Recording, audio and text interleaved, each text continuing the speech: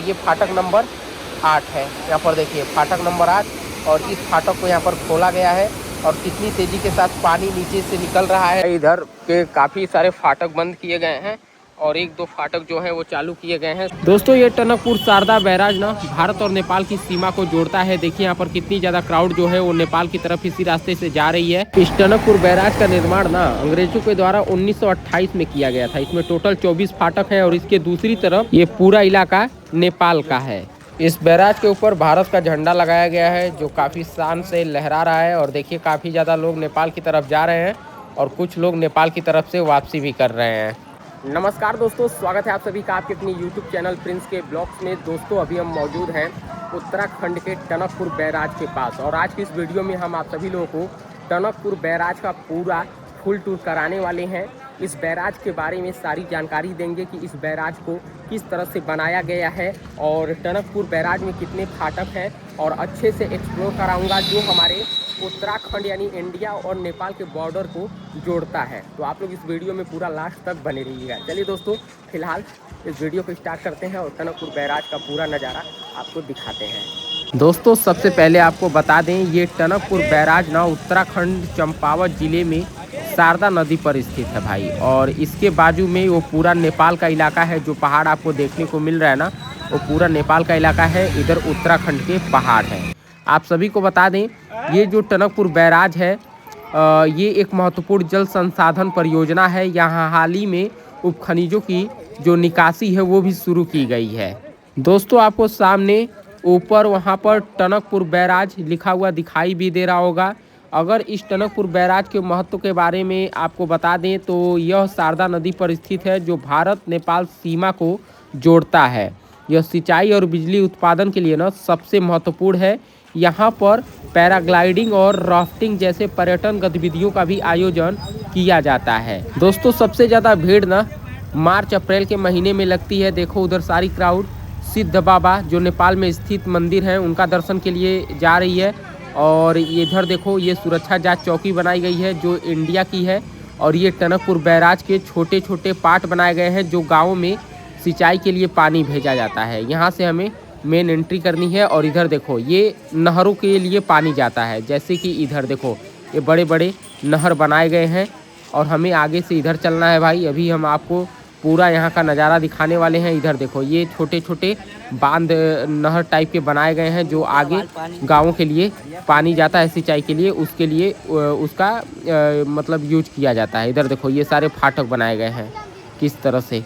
दोस्तों अगर आप लोग टनकपुर आना चाहते हैं तो आप सभी को बता दें पंतनगर एयरपोर्ट टनकपुर का सबसे नज़दीकी एयरपोर्ट है जो 98 किलोमीटर दूर है और आप बस या टैक्सी से भी यहाँ पर पहुँच सकते हैं। टनकपुर हिल स्टेशन का नज़दीकी रेलवे स्टेशन टनकपुर में ही है। दिल्ली से टनकपुर के लिए कई सारी बसें उपलब्ध है जो आपको यहाँ पर सीधे ला के उतार सकती है और आप लोग यहाँ पर आकर टनकपुर बैराज को देख सकते हैं और सिद्ध बाबा मंदिर का दर्शन भी कर सकते हैं। दोस्तों ये टनकपुर शारदा बनबसा बैराज से ना अगर पानी छोड़ा जाता है जब बाढ़ आती है तो पीलीभीत, लखीमपुर खीरी, सीतापुर, गोंडा और बहराइच जैसे ज़िलों में ना बाढ़ आ जाती है।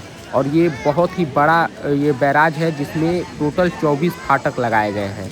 इस टनकपुर शारदा बैराज को बने हुए लगभग 97 साल हो चुके हैं और इस पुल के ट्रीटमेंट का काम लगभग 80 लाख रुपए में अभी हाल ही में किया गया है। देखो इसी रास्ते से लोग नेपाल के लिए जाते भी हैं और वापसी आते भी हैं। ये भारत और नेपाल की सीमा को जोड़ता है जो ये टनकपुर शारदा बैराज है। हम लोग इधर से आए हैं और इधर नेपाल चलते हैं। ये देखो ये है टनकपुर बैराज, टनकपुर का डैम भाई बहुत ही बड़ा डैम है। यहाँ पर बहुत फाटक हैं। अभी मैं फाटकों को आपको दिखाऊंगा कि किस तरह से यहाँ पर फाटक बनाए गए हैं। सबसे पहला फाटक ये है, जब नदी में बाढ़ वगैरह आता है ना तब इस तरह से फाटक को धीरे धीरे खोला जाता है, बंद किया जाता है। देखो ये फाटक जो है ये पूरी तरह से बंद है। हल्का हल्का पानी रिसाव हो रहा है नीचे के रास्ते से, बाकी सब बंद है। देखो पानी को किस तरह से रोका गया है।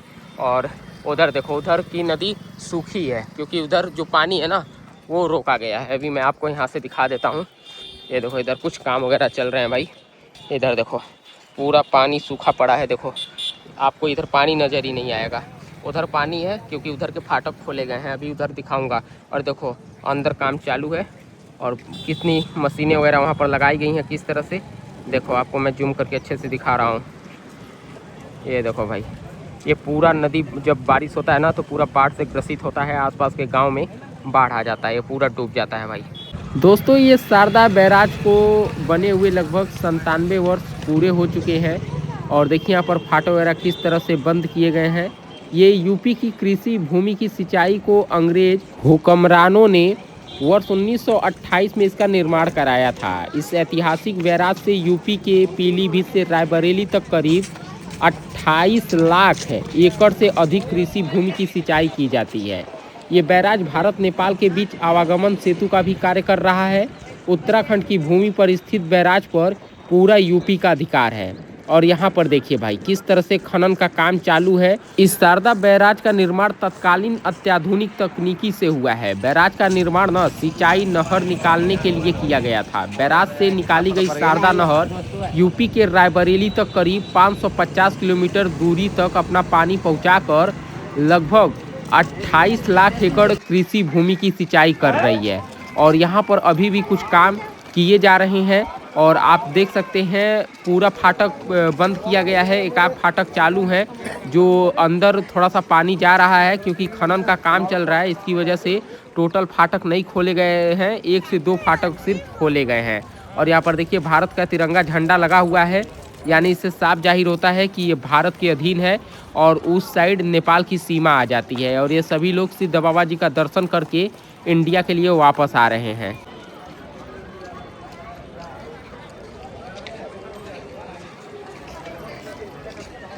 इधर के काफ़ी सारे फाटक बंद किए गए हैं और 1-2 फाटक जो हैं वो चालू किए गए हैं। शायद यहाँ पे एक आध फाटक चालू है, तो आओ दिखाते हैं कि डैम से पानी कैसे निकलता है।